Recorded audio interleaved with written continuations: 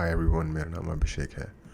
और अगर यहाँ होने वाली बातें आपको पसंद है तो सब्सक्राइब करो, लाइक करो, और कोई कमेंट है तो फीडबैक में बताओ। कोई फीडबैक है तो कमेंट में बताओ। बट हम कल परसों ही बात कर रहे थे कि कैसे इंग्लिश लैंग्वेज जो है, जिसको जनरली परसेप्शन जिसके बारे में ये है कि इंग्लिश लैंग्वेज एक वरदान है, एक बून है हमारे लिए, एक ब्लेसिंग इन डिसगाइज है, जो कि ब्रिटिश एम्पायर की वजह से इंडिया को मिला। और इसी बारे में कि कैसे ये एक्चुअली एक सही थॉट प्रोसेस नहीं है या फिर एक सही माइंडसेट नहीं है, क्योंकि जितने भी फ़ायदे आप गिना सकते हो इंग्लिश के होने के, उस सारे ही फ़ायदे जो मिल रहे हैं जिन लोगों के पास इंग्लिश नहीं है, वो सब लोगों के पास वो सारे फ़ायदे हैं। और मैंने एक वीडियो देखी जिसमें अभिजीत चावड़ा जी ने इसके ऊपर बात की है कि कैसे क्या इंग्लिश फ़ायदेमंद थी हमारे लिए। तो मैंने सोचा चलो क्यों ना उस वीडियो को देखा जाए और स्पेसिफिकली इस सब्जेक्ट के ऊपर बात की जाए। तो देखते हैं। Everybody in India talks about the English advantage. English. We are so English better English than other countries like China or others because we can किसी मूवी में कहता ना वो, English English English English English में बहुत अच्छी English बोलता हूँ, देखो। speak English. So it is a great advantage that we have. Well, my friends, this is a complete myth, and I'm going to demonstrate that it is a myth. So basically, the arguments that people give are that English is the language of science and technology. One cannot study science and technology without knowing English. English is the language of modernity. English is a global language. It's the universal language. There can be no progress without English. So that's ये सभी बहुत ज़्यादा क्या बोलेंगे, frivolous type के argument है सब के सब। इंग्लिश स्पीकिंग एरियाज़ के बाहर भी एक बहुत बड़े अमाउंट में साइंटिफिक रिसर्च हुई है, चीज़ें डिस्कवर हुई हैं। वो सब इंग्लिश नहीं यूज़ करते थे। रशिया से लेके, फ्रांस से लेके, जर्मनी से लेके, सर्बिया से लेके, कहीं तक भी आप चले जाओ।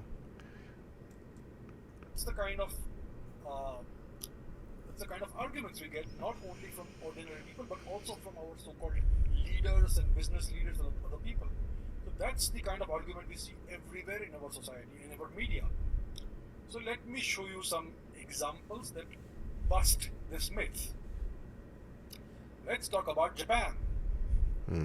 Japan, my friends, is the world's most technologically advanced nation.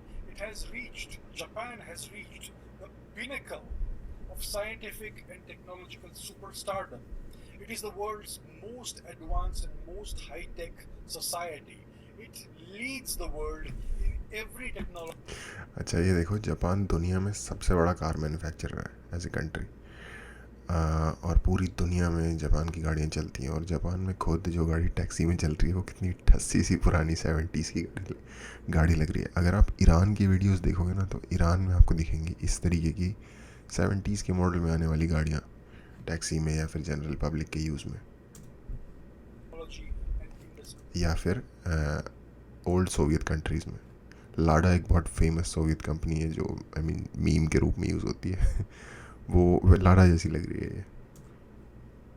And all education in Japan is in the Japanese medium. Isn't that strange? Let's talk about China. Shanghai Tower. China is currently ascending to scientific and technological excellence, as you know very well, my friends. Chinese products and technology are increasingly sophisticated and world class. And most scientists in China and engineers in China don't speak a word of English. They don't care to speak a word of English. And all education in China is in the Chinese medium. They are excelling in supercomputing. They are excelling in artificial intelligence. They are excelling. पर ये एक proper example नहीं है। इससे के अलावा भी बहुत अच्छे एग्जांपल दिए जा सकते थे। चाइना बेसिकली डेटा चोरी करता है, डेटा थेफ्ट में जिसे कहते हैं सुपर चोर लक्की चोर है। अपने लोगों को भेजता है, हैकिंग करता है, डिफरेंट तरीके से स्टूडेंट की शक्ल में स्पाइस भेजता है। हर तरीके का जो नेगेटिव और बुरा काम आप सोच सकते हो वो करता है, और इस चीज़ों के थ्रू इन्फॉर्मेशन गैदर करता है। बट हाँ, ये चीज़ कहनी पड़ेगी कि जो स्टूडेंट के 5 लक्षण होते हैं ना, उसमें से एक काक चेष्टम होता है कि कौवे जैसी कोशिश रहनी चाहिए। जैसे कौवे की जो कोशिश होती है उसका एग्जाम्पल दिया जाता है, तो चाइना में वो कौवे वाली कोशिश है। Excelling in every industry. They are excelling in quantum computing. They are about to overtake the US as the world's biggest economy. And all the education is in the Chinese medium. ये economy वाला भी जो दिया जाता है ना argument, ये भी आर्ग्यूमेंट एक्चुअली पूरी तरीके से रेलेवेंट नहीं है। एक्चुअली अगर आप इंडिया की नहीं दुनिया की हिस्ट्री उठा के देखोगे तो आपको पता चलेगा कि थ्रू आउट द हिस्ट्री 150 साल पहले तक दुनिया की जो सबसे, ये 200 कह लो, 200 साल पहले तक दुनिया की जो सबसे बड़ी 2 इकोनॉमी थी, दोनों का लगभग 25% के आसपास शेयर था पूरी दुनिया की इकोनॉमी में। और ये दो कंट्रीज़ थी, इंडिया और चाइना। इन 2 कंट्रीज़ के अंदर पूरी हिस्टोरिकली थ्रू आउट पूरी दुनिया का जो इकोनॉमिक आउटपुट है उसका 50% यहीं से आता था। अब इसमें कभी चाइना आगे चला जाता था, कभी इंडिया आगे चला जाता था। For most of the period, I think not most of the period, but for more than half of the period India आगे रहा है इस चीज़ में। इनफैक्ट जब ब्रिटिशर्स इंडिया में आए उस वक्त इंडिया दुनिया की सबसे बड़ी इकोनॉमी थी। तो चाइना जस्ट अपनी, और इनफैक्ट इंडिया थोड़ा स्लो, चाइना थोड़ा तेज़, बस अपने प्रीवियस पोजीशंस को दोबारा से रिकैप्चर कर रहे हैं या रीगेन कर रहे हैं। वो एनीवे होना ही था, क्योंकि जिस हिसाब का लैंड मास और पॉपुलस है इन दोनों कंट्रीज़ में, पॉपुलेशंस हैं जितनी बड़ी, अगर ये लोग धीरे धीरे प्रोग्रेस करेंगे तो ये ऑटोमेटिकली उस पर पहुँच ही जाएंगे। चाइना की प्रोग्रेस में लैंग्वेज के साथ स्टिक करने, हाँ ये बात सही है कि इंग्लिश लैंग्वेज का ना होना बैरियर नहीं बना, लेकिन कुछ बहुत ही स्पेसिफिक रीजंस हैं चाइना की इस टाइप की इनक्रेडिबल ग्रोथ में, जो कि हम सब अक्सर बात करते ही रहते हैं इसके बारे में। चाइनीज़ कम्युनिस्ट पार्टी का अथॉरिटेरियन रूल, उसका एक और smart but shrewd rule. Not in English. Isn't that strange? What happened to the English advantage? Let's talk about Korea. Korea is a high-tech society. It is one of the most technologically advanced nations in the world. It has world-class science and technology industries. You heard of LG, Samsung, Hyundai, Kia Motors, etc. Well, in Korea also, all the education is in the Korean medium. Let's talk about Germany. Korea का भी मैं बता देता हूँ आपको, और Germany में भी ये सेम, दोनों कोरिया और जर्मनी दोनों में सेम चीज़ अप्लाई होती है। इनफैक्ट किसी हद तक जापान में भी।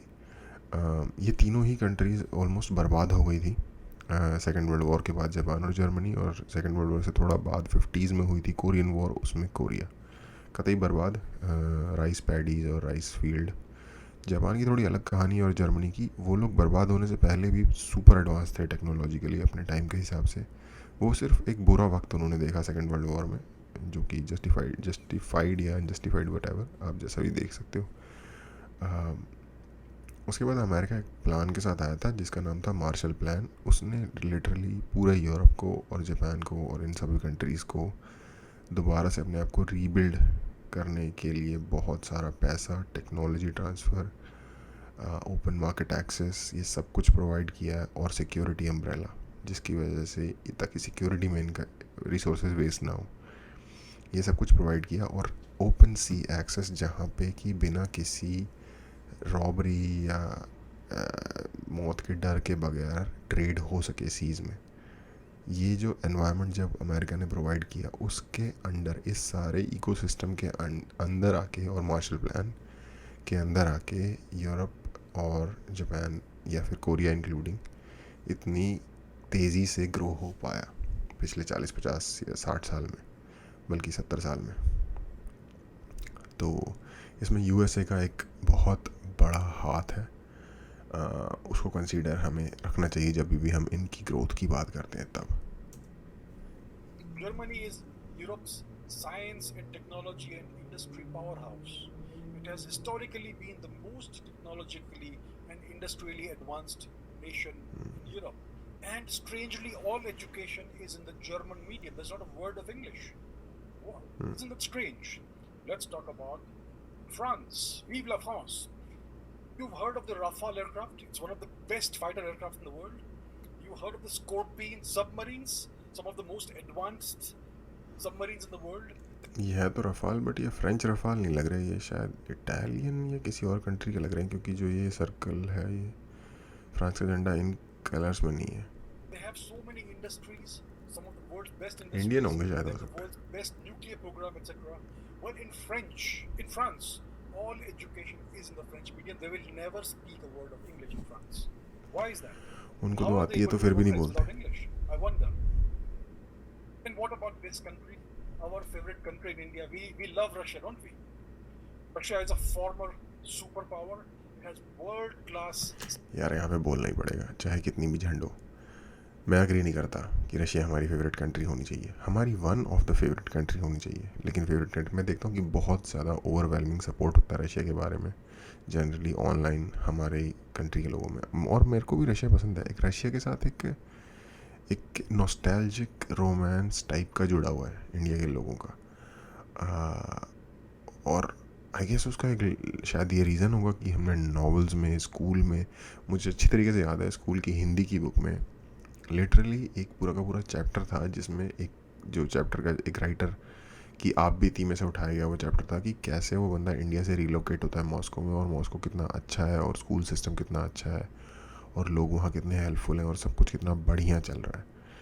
उसके बाद हमने मेरा नाम जोकर और भतेरी और फिल्में और क्या कुछ नहीं देखा, जो पूरा का पूरा एक नैरेटिव होता है कल्चरल, हमारे कल्चर में इनबिल्ट है रशिया के लिए अच्छा फील करना या फ्रेंडली फील करना, मुझे लगता है. और टू सम एक्सटेंट वो ठीक भी है, कोई गलत भी नहीं है उसमें ऐसी बात, क्योंकि रशिया रहा है हमारे साथ हेल्पफुल. बट रशिया एक इतनी भी क्या कहेंगे उसे, बिना किसी नो स्ट्रिंग्स अटैच्ड वाला दोस्त भी नहीं रहा है. इनफैक्ट अगर कुछ सोर्सेज की आप बात मानोगे तो शायद रशिया हमारे लिए कुछ हद तक जेपरडाइज करने में भी उसका हाथ रहा है हमारी सिचुएशन को किसी हद तक. एक डिफेक्टेड केजीबी का एजेंट है, आई मीन था, यूरी समथिंग ब्रेजनेव और समथिंग, यूट्यूब पे उसकी वीडियो अवेलेबल है. उसने कैसे जो केजीबी की जो एक आइडियोलॉजी थी कि कैसे, आई नो मैं बहुत ज़्यादा ऑफ टॉपिक जा रहा हूँ, लेकिन जस्ट बिकॉज रशिया के साथ एक फीवर जुड़ा हुआ है तो थोड़ा सा डीमिस्टिफाई करना ज़रूरी है कि कैसे सैबोटाज जो होता है कैसे उसको यूज़ करता था केजीबी अमेरिका के अगेंस्ट, इवन इंडिया के अगेंस्ट. अब ये हम पे है कि हम उसकी बात को माने या ना माने या with a grain of salt लें उसकी बात को, कितना सच है कितना झूठ है. बट अगर आप इंस्टेंसेस को देखो तो क्या कहते हैं उसे, सर्कमस्टेंशियल एविडेंस के थ्रू अगर आप चीज़ों को फॉलो करो तो आपको रियलाइज़ होता है कि शायद वो गलत भी नहीं कह रहा पूरी तरह से. But anyway let's move on, वो एक दूसरा ही रैबिट होल है. Science, technology, and space industries. It has world class scientists. It has some of the best physicists in the history of the world. And in space Russia, all education race is में in the आगे थे Russian यार. medium. So, what happened to the English advantage? Let me give you some more examples, my friends, of the English advantage. There are two discoveries in the. Russia को actually दुनिया की सबसे अमीर देश होना चाहिए था पर कैपिटा इनकम की टर्म्स में. अगर ये लोग इतने ज़्यादा करप्ट और इनका जो सिस्टम है बेसिकली क्या कहते हैं इसको, ओलिगार्की चलती है इनकी कंट्री में, तो डेमोक्रेसी भी प्रॉपर नहीं है. और पुतिन एक बहुत ही फैंटास्टिक मूवी लाइक कैरेक्टर है, आई एग्री. बट जिन लोगों के साथ इसने अट्रॉसिटीज़ की हैं उन लोगों की तरफ से अगर आप सोचोगे तो जितना इसके प्रति लाइक हम हीरोइज़म फील करते हैं या हीरो की वो फील करते हैं, वो शायद थोड़ी कम हो जाएगी या फिर शायद बहुत ज़्यादा कम भी हो जाए. हाँ, तो मैं कह रहा था कि इन लोगों को शायद दुनिया में सबसे हाई पर कैपिटा इनकम वाली कंट्री होना चाहिए था, क्योंकि जिस हिसाब के इनके पास रिसोर्सेज हैं और जिस हिसाब से इनकी एजुकेटेड पॉपुलेशन है, स्मार्ट लोग हैं और रिसोर्सेज अनलिमिटेड है. इमेजिन नहीं कर सकते पर कैपिटा बंदा है कि कितनी ज़्यादा यहाँ पे रिसोर्सेज हैं और जगह की कमी नहीं है, टेक्नोलॉजी की कमी नहीं है, किसी भी चीज़ की कमी नहीं है, स्मार्ट लोगों की कमी नहीं है. पॉपुलेशन इतनी है कि चीज़ों को कंट्रोल भी किया जा सके, रन भी किया जा सके, बट रिसोर्सेज कम पड़ जाएं, ये सीन भी नहीं है. पता नहीं, ये एक अनलकी कंट्री है बेसिकली, शायद मुझे लगता है. The 20th century that completely changed the world. One is quantum mechanics, and the second is relativity. And these are the people, these are some of the people who Einstein. were the pioneers of quantum mechanics and relativity. Max Planck, the inventor, the father of the quantum, was German. He did all his research in German. His education was in German. Albert Einstein was German. He spoke German. He wrote his research papers in German. Max Born was German. Niels Bohr was from Denmark. He did not speak English when he was being educated. Erwin Schrödinger was Austrian and he studied in German. Louis de Broglie was French. He studied in French. He wrote his research papers in French. Willem Wien was German. Henri Becquerel was French. Wolfgang Pauli was Austrian. Werner Heisenberg was German. Arnold Sommerfeld was German. George Uhlenbeck was Dutch. Samuel Goldschmidt was Dutch. Paul Ehrenfest was Dutch. And Enrico Fermi, Ettore Majorana, Emilio Segre, they were Italians. And all of these people, all of their research was done either in German or French or Italian. All of their research papers were written in German, French, or Italian. Had these people been forced to first learn English and then try to learn physics, then most of them would never have been able to graduate school or college. And there would have been no quantum mechanics, English पढ़ने में जिंदगी निकल जाती. No transistors or microchips or semiconductors, microprocessors, no USB drives, no solid state drives. You would not have any smartphones or DSLRs, no computers, no smartphones. The entire computer industry would not exist. You would not have lasers, LEDs, fiber optics. नहीं, ऐसा नहीं होता. देखो, ऐसा नहीं होता कि हर चीज़ एक ही जगह पे एक ही बार इन्वेंट होती है. अगर आप ज़्यादातर इन्वेंशंस को फॉलो करोगे तो आपको पता लगेगा कि एक ही चीज़ की साइमल्टेनियसली डिफरेंट जगहों पे डिफरेंट रूप में इन्वेंशन हुई है. इनका आर्ग्यूमेंट ठीक है अपनी जगह कि इन लोगों ने किया है और इनको ज़रूरत नहीं पड़ी इंग्लिश की, मैं उससे पूरा अग्री करता हूँ. बट ऐसा नहीं है कि अगर ये नहीं करते तो कोई और भी नहीं करता. फिनोमिनन्स एक ऐसा होता है, बेसिकली कोई भी साइंटिफिक डिस्कवरी जो होती है उसको डिस्कवरी कहते हैं, उसको क्रिएशन नहीं कहते. वो एग्जिस्ट है नेचर में, फिनोमिनन एग्जिस्ट करता है, हमें सिर्फ उसे ढूंढना होता है या साइंटिस्ट को. तो और ऐसा नहीं है कि एक ही इंसान ने हर इंसान ने एक पर्टिकुलर चीज़ को ढूंढा है. एक ही चीज़ को ढूंढने के लिए बहुत सारे लोग इकट्ठे काम कर रहे होते हैं और कई बार एक से ज़्यादा लोगों को ऑलमोस्ट सेम टाइम स्केल में सफलता मिल जाती है. तो ऐसा नहीं है कि अगर ये लोग नहीं ढूंढते तो कोई नहीं ढूंढता. बट हाँ, जो इनका बेसिक आर्ग्यूमेंट है वो 100% मैं एग्री करता हूँ उससे.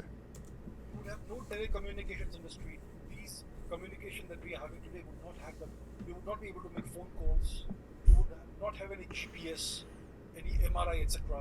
So all of this that we are enjoying today, the fruits of these inventions and discoveries, quantum mechanics, relativity, it is all thanks to the German language, the French language, and Italian. There was no English involved in this. So I hope that I have been able to put across the fact that English is no great language. It is not the language of science and technology. It is actually an inferior language that we have been conditioned to believe is better. Okay? So English has to go. The solution to India's problems is very simple. Everybody. Okay, last में उन्होंने कुछ बातें कही जिनसे मैं सबसे पूरी तरह एग्री नहीं करता. मैं ये नहीं कहूँगा कि इंग्लिश एक इन्फीरियर लैंग्वेज है, क्योंकि अगर वो इन्फीरियर लैंग्वेज होती तो उसमें भी एक बहुत ज़बरदस्त किस्म का लिटरेचर कहा गया है या लिटरेचर है अवेलेबल, जो कि किसी और से बिल्कुल भी पीछे नहीं है. तो और लिटरली पूरी दुनिया चल रही है आज इंग्लिश पे. तो अगर वो इतनी इन्फीरियर वो लैंग्वेज होती तो नहीं ऐसा होता कि दुनिया चल पाती उसको या दुनिया यूज़ कर पाती उसको. इनफैक्ट हो सकता है कि वो शायद एक सिंपलर लैंग्वेज है, एक मोर एक्सेसिबल लैंग्वेज है, इसलिए वो और जो कि नेचुरली एक ड्रॉबैक नहीं है. ये सब मैं तब कह रहा हूँ जबकि मैं इनकी बेसिक बात से एग्री करता हूँ कि इंडिया को कोई एडवांटेज खास नहीं मिला इंग्लिश से. सिर्फ हमें कम्युनिकेशन हमारा दुनिया से थोड़ा सा इजी है बाकी देशों के मुकाबले जहाँ इंग्लिश बिल्कुल नहीं बोली जाती. For example China. हमारा एक आम आदमी इजीली कम्युनिकेट कर सकता है बाहर की दुनिया से, या बाहर का दुनिया का कोई आदमी इंडिया में आके इजीली कम्युनिकेट कर सकता है लोकल्स के साथ, जो कि चाइना में या किसी भी रशिया में, सेंट्रल एशियन कंट्रीज़ में, अरब कंट्रीज़ में, जहाँ पे अंग्रेज़ी इतनी पॉपुलर नहीं है, वहाँ ये पॉसिबल नहीं है. सिर्फ एक ये छोटा सा एडवांटेज है. या कह लो जो घूमना जिनको पसंद है या दूसरे कल्चर में इंटरेस्ट है, उनके लिए थोड़ा बड़ा एडवांटेज होगा, हो सकता है. अब हाँ, और तो मैं इनसे अग्री करता हूँ, बट हाँ, ये कहना ठीक नहीं होगा कि वो इन्फीरियर है. कोई वैल्यू जजमेंट हम किसी भी चीज़ के ऊपर हम नहीं दे सकते. हाँ, ये हो सकता है अच्छा इस काम के लिए, फॉर एग्जांपल साइकोलॉजी एक्सप्लेन करने के लिए बेस्ट लैंग्वेज जर्मन है, ऐसा कहा जाता है. जर्मन में स्पेसिफिक शब्द हैं साइकोलॉजिकल फिनोमिनन्स के लिए, और वो शब्द क्योंकि बहुत बड़े बड़े साइको एनालिस्ट जो आए हैं उनकी ओरिजिनल लैंग्वेज जर्मन थी. तो जैसे कि यार मुझे नाम ही ध्यान नहीं आ रहा अभी. फ्रॉइड ऑस्ट्रियन था, बट ऑस्ट्रियन भी जर्मन बोलते हैं. और उसका जो चेला था यार, उसका नाम क्या भूल गया. स्विस बंदा है, जो स्विस है, उसका स्विस नेशनल है बंदा. हालांकि उसने काफ़ी कॉन्सेप्ट वेदास से और उपनिषद से उठाए थे. शिट, अभी नाम याद नहीं आ रहा, बट एनीवेज. तो ऐसे जर्मन एक स्पेसिफिक चीज़ के लिए एडवांटेज ही ऐसे ही कहते हैं कि कोडिंग के लिए सबसे ज़्यादा बेस्ट लैंग्वेज संस्कृत है, क्योंकि वो एक बिल्कुल ही कंप्लीट अपने आप में एक लैंग्वेज है, जो कि जब उसमें कोई स्टेटमेंट, अगर आपको कोई चीज़ कहनी है और वो बिल्कुल एग्जैक्टली वैसे ही परसीव की जाए जैसे आपने कहा था, उसका कोई डिस्टॉर्शन ना हो पाए, इस चीज़ को क्या बोलेंगे, प्रिसाइज. तो सबसे प्रिसाइज लैंग्वेज है दुनिया की संस्कृत, ऐसा कहा जाता है. इसी तरीके से, और अगेन ये सारी चीज़ें इंडिविजुअल के हिसाब से चेंज हो सकती हैं, सब्जेक्टिव हो सकती हैं. अब मुझे पर्सनली लगता है कि ऐसे ही उर्दू है. उर्दू पोइट्री के लिए मुझे लगता है कि बहुत अच्छी लैंग्वेज है, और हिंदी भी, बाय द वे. हिंदी की पोइट्री भी, अगर आपने अच्छी क्वालिटी हिंदी की पोइट्री पढ़ोगे आपको मज़ा आ जाएगा सही में. और ऐसा ही उर्दू के साथ भी है. उर्दू की भी अच्छी क्वालिटी की पोइट्री पढ़ोगे आपको सच में मज़ा आ जाएगा. तो हो सकता है हिंदी और उर्दू पोइट्री के लिए बहुत अच्छी लैंग्वेज है. तो आई गेस मैं कुछ ज़्यादा ही लंबा बोल रहा हूँ इस पर, लेकिन बट हाँ, अगेन बेसिक चीज़ है कि हाँ, किसी भी लैंग्वेज को इन्फीरियर इस बेस पे नहीं कहा जा सकता. वो एक सब्जेक्टिव चीज़ है. हाँ, बट जो बेसिक बात है, कुछ फ़ायदा नहीं हुआ अंग्रेज़ी से, ऑलमोस्ट ऐसा कहा जा सकता है. I agree with that. आज के लिए इतना ही. देखने के लिए थैंक यू.